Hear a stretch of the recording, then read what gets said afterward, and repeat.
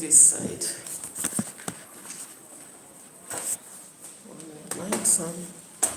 Alright guys, I'm back with another video. This is a political video. Today we mourn the death of JIRONGo, Cyrus JIRONGo. Cyrus JIRONGo was an MP of Lugari. He's been very active in politics and he has died when he's still strong and energetic. They say money makes you strong. So you remember there was a JIRONGo note at some point in Kenya. That was during Moi time. JIRONGo was very essential in helping Moi to actually go through elections successfully most of the times. So I remember actually as a kid I used to hear JIRONGo. My father used to talk about JIRONGo notes. And those JIRONGo notes were distributed in a manner that inflation was caused in this country. I think in the late 90s, if I'm not wrong. I was a kid, so if I make a mistake, bear with me. But as we have been growing up, the name of JIRONGo disappeared. I didn't even thought that he's no longer. But I came to realize that he is. So JIRONGo actually passed on today, early in the morning, in an accident that some people purport it might be an assassination because of his latest attacks on the government. Okay? Let's skip something here.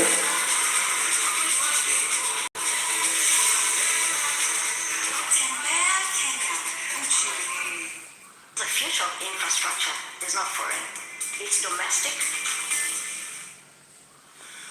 Welcome.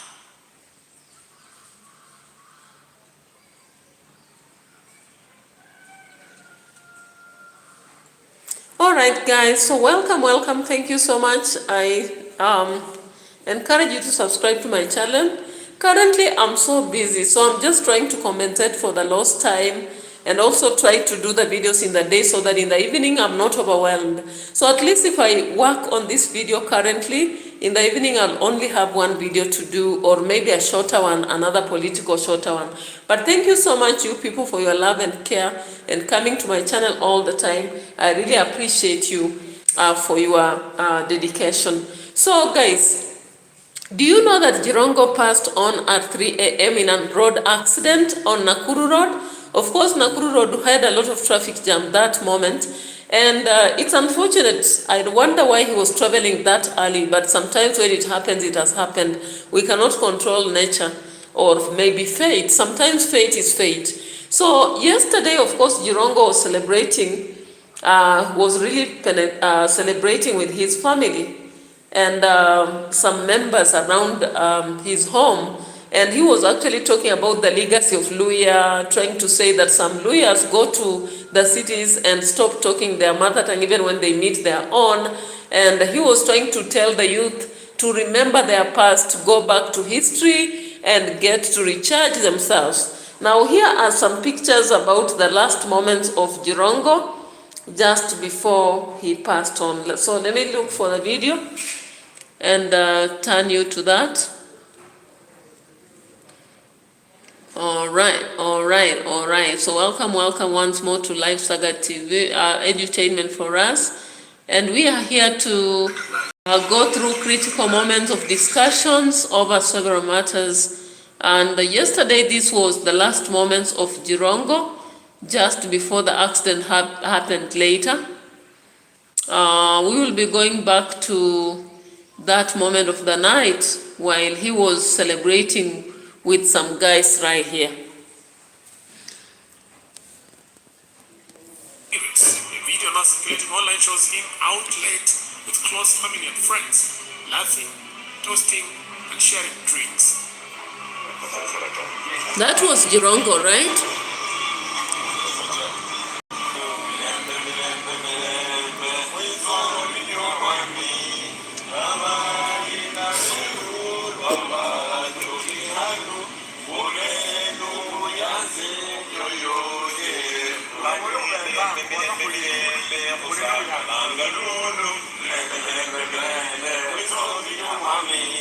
It was an ordinary night of celebration. However, it won't be his last.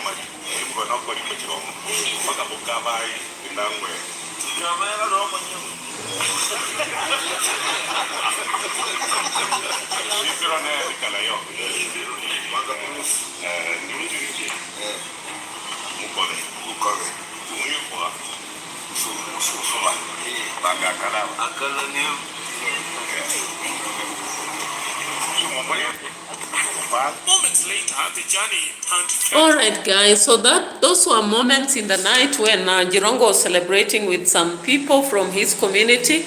He was talking to them, reminding them of the beauty of Luya, and reminding them that even though he moved from the original home, Tiriki, long ago, he still can communicate in his language. So it is so important that even the young people who are being born should not pretend that because they grew up in Nairobi, they cannot speak their mother tongue. So he was trying to hold a legacy with them. You can see they sat over drinks and celebrated. But then moments later, JIRONGO found himself on the road on the way to Nairobi. Now, allegedly in a Mercedes 550C, right? That was the vehicle he was using. Now, while traveling, of course, we don't know what happened because the driver of the truck, that is Climax, reports that his vehicle could not be on a main road. It waved. So there are a lot of questions surrounding this. People wonder whether somebody had tampered with the control, maybe a control staff in the vehicle or something like that. So there is need actually to have independent, family, trusted people to check on the vehicle because from several allegations, JIRONGO has been ramming the government, talking about some things. There is even a statement he gave at some point about the government, and let's check on David Wafula to just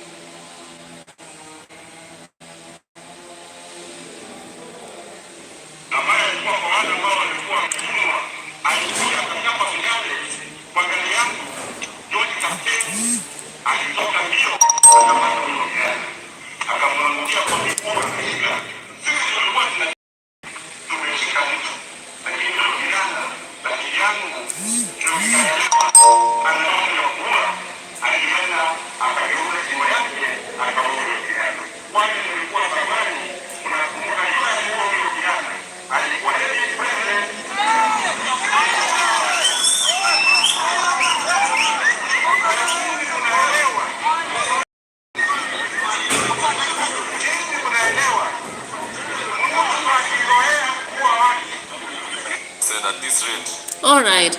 So, Nerima, leave me alone. I just completed my advance. All right.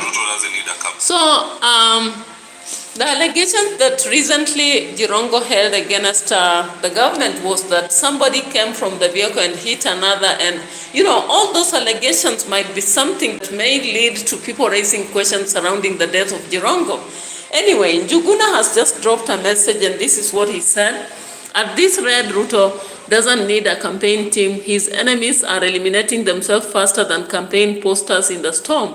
Truly record-breaking stuff. Rest in peace, Cyrus JIRONGO. So this is the feeling of some people. Some people think that JIRONGO was eliminated, but you can drop your comment based on what you think. Now, of course, now moments later, when Cyrus JIRONGO found himself on the road, heading to, I don't know whether it's Nairobi, this is how bad his vehicle was because it rammed head-on collision with the Climax vehicle. Of course, some people are blaming Climax for reckless driving, but I don't think so because from what the leader, some people have told us, clearly it's not the mistake of the driver. So those are the wreckage of the vehicle by JIRONGO.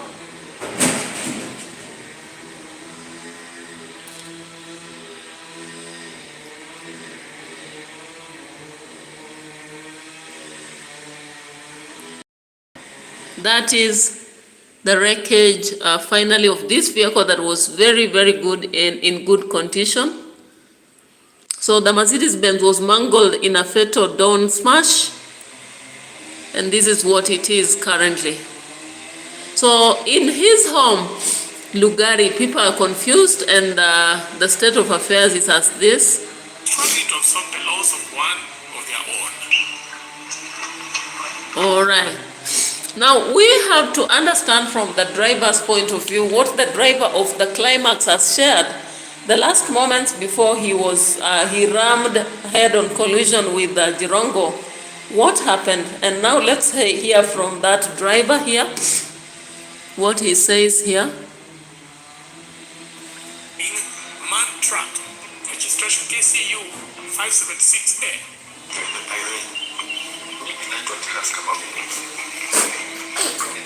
Climax coaches pass. Nimefanyia Climax coaches miaka 8.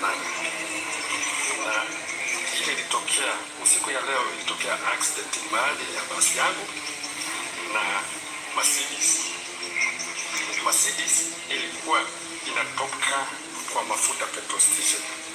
Na mimi natoka Nairobi nienda Busia. Mercedes wakati aliingia kwa hakukifwe, aliingia kwa mafuta kwa barabara na akaona pande yake gari zimeweka jamu. Akaamua kuja penye niko, tukakutana kichwa na yeye. Basi tulikuwa watu wangapi na bana, hii gari ilikuwa na ndogo? Gari ndogo ilikuwa na mtu mmoja. Gari yangu ilikuwa na abiria 65. Wakati nilijaribu kuokoa yeye, nikasikia gari yangu inaenda chini. Sasa mimi nikaenda kanyaga, akakuja kama mjingia.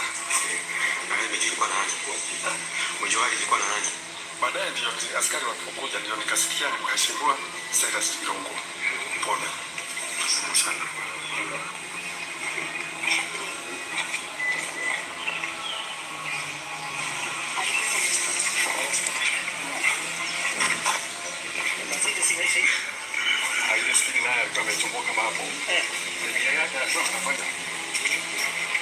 All right. So you realize that possibly there was a faulty vehicle. That was a faulty vehicle, right? His enemies are eliminating themselves faster than campaign. That is a faulty vehicle, possibly. Now, away from that, there was panic yesterday in Nyayo, around Nairobi West areas as a result of the F5 planes that were flying past to entertain the president on showing the army superpowers. So let's check into the reaction by some of the audience right in Nairobi West. And then we can come back to the hallucination of what was being shown right there. This damage was caused because the jets flew lower than expected. They're supposed to be flying, I don't know. Residents are now, but it costs people a lot to repair the glasses and so on. We want people to consider the safety procedures. I think this damage was caused because the jets flew lower than expected. They're supposed to be flying, I don't know. Residents are now demanding safety assurances from authorities and compensation for the damage, as well as firm measures to prevent future incidents. We hope our government considers the damages and compensates us for what happened. People were frightened instead of them being happy and celebrating today as a public holiday. There's safety procedures regarding the jets passing by, making sure no one is harmed. It's a day for celebration. It's not a day for people being sad or any injuries. We don't know, maybe some injuries might be fatal, people might mourn regarding that matter. We want it to be a really celebration day. Here's the bigger picture. All right, so possibly the yesterday's Madaraka Day turns into a tragic moment as many residents of Nairobi West blame the government for not actually considering the health aspects as well as the moments at which these vehicles, the planes are being flight. According to the residents, the planes must have taken a very low turn flown low than expected, and that is why possibly they had to blow off some windows and shatter them. Now look at the damages here.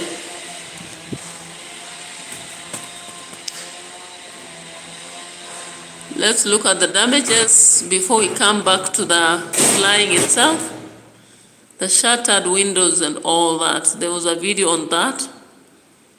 Yeah, I guess here. Homes were damaged and terrified residents fled in panic. Locals described the incident as highly unusual, saying the aircraft flew dangerously. Alright, so we can also go back to the flying itself and see what happened. Kenya would rather forget, or perhaps remember for exactly what it exposed. What looked like an attack, what sounded like danger, was simply a Kenya Air Force F-5 Tiger II doing its ceremonial job. But the reaction, that was the real story.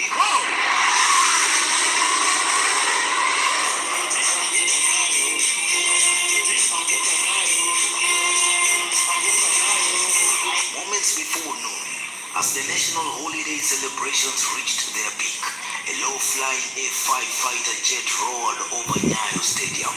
This is no routine fly-past, tradition, symbolism, military pride.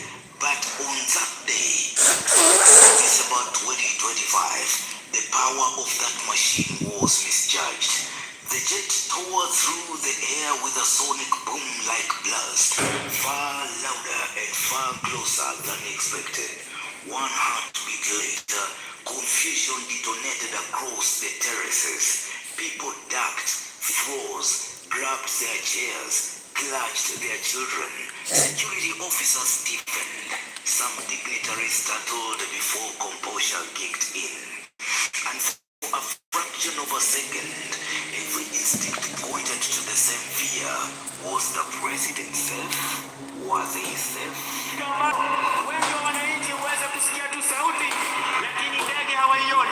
Naomba tuweze kuyakaza macho yetu upande wa kulia ili tukaweze kumpata. Amefika kwa umaridadi kabisa. Sauti nyuma. Sound of freedom, tuwape makofi marubani wetu wa ndege za kivita. Ambalo wengi wa wananchi huweza kusikia tu sauti, lakini ndege hawaioni. Kuyakaza macho yetu upande wa kulia ili tukaweze kumpata. Amefika kwa umaridadi kabisa. Leta sauti nyuma. Sound of freedom, tuwape makofi marubani wetu wa ndege za kivita. Kenyan crowds don't react to noise. They react to the history behind the noise. A single blast in a packed public event isn't just sound. It's memory. Past attacks, unresolved tensions, political instability, always simmering under the surface. So when a fighter jet blasts overhead, without a warning, the brain doesn't wait for military protocol explanations. It goes straight to survival mode. And in Nyayo, survival mode spread faster than the... Alright, so it was unfortunate that this helped actually with the KDF jet actually causing a lot of damage, panic in homes in Nairobi. So it was quite unfortunate, and I don't know the way forward, maybe as the government plans, what is the plan Defense ahead? Forces' skill and readiness to defend the skies. But Friday's Jamhuri Day flyover was somewhat unusual as the Northrop F-5 Tiger II fighter jet roared over the packed stadium. The celebrations took a frightening turn. Amefika kwa umaridadi kabisa. President Ruto and other dignitaries instinctively flinched, sensing danger despite having seen such before.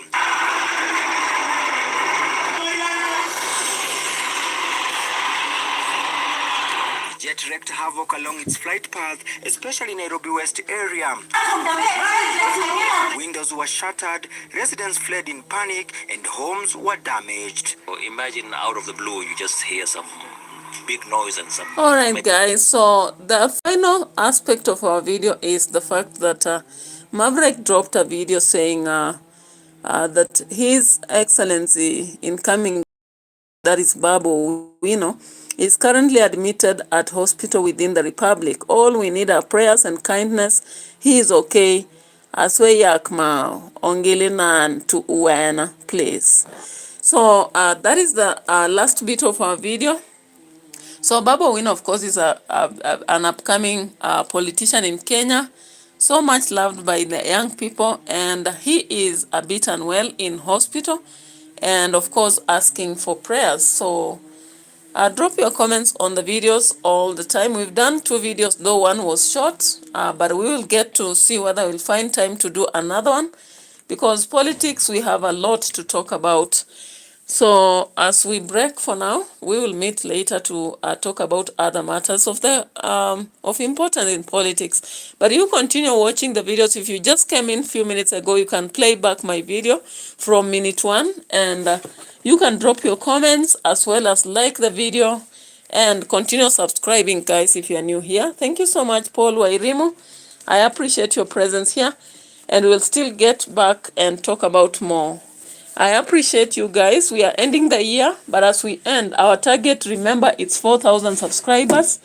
Let's keep it real, because we can make it, all right? Yeah, and I really appreciate for those who have been supporting me. I can't take it for granted, guys. I'm so appreciative for your support all time, and for your presence on my channel all the time. So let me go back to my activity, and then I'll be coming later to do more videos. I just appreciate your presence here and your support every moment. Bye bye for now. Let's meet later.